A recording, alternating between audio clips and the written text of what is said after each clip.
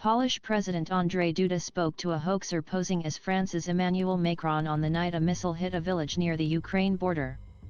His office confirmed the call after two well-known Russian pranksters posted a recording of the caller asking Mr Duda who he thought was responsible. During the call, Mr Duda said he was being extra careful and wanted to avoid war with Russia. He was targeted shortly after the missile killed two people on a farm. The November 15 strike came during one of the biggest Russian missile barrages on neighboring Ukraine since the start of the war. Poland said initially that the missile that landed in Przewodow, 6 kilometers, 4 miles, from the border, was Russian-made, but later added there were no signs of an intentional attack. NATO Secretary General Jens Stoltenberg said it was most likely a Ukrainian air defense missile that landed in Poland.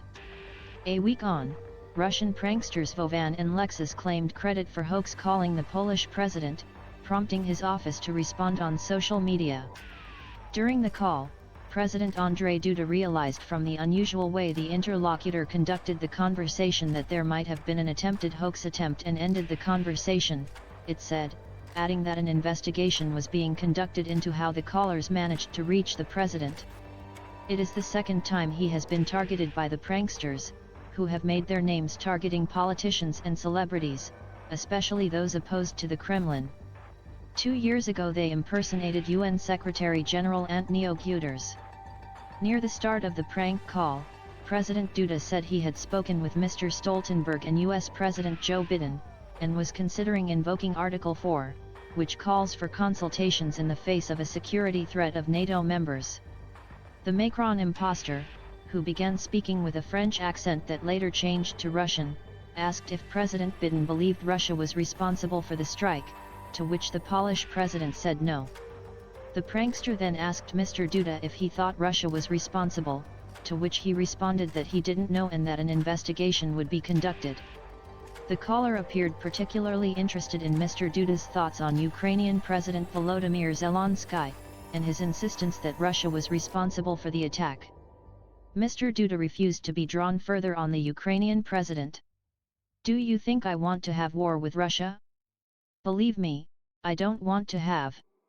I don't want to have war with Russia, and believe me, I am extra careful, he said.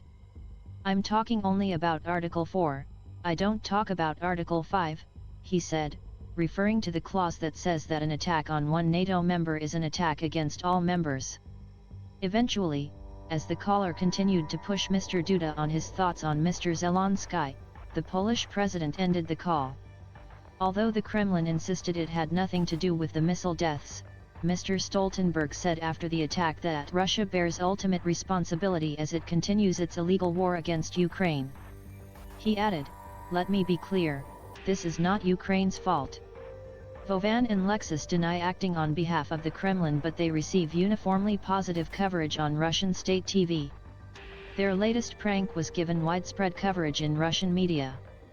3 years ago they hoax called President Macron, pretending to be the Ukrainian president.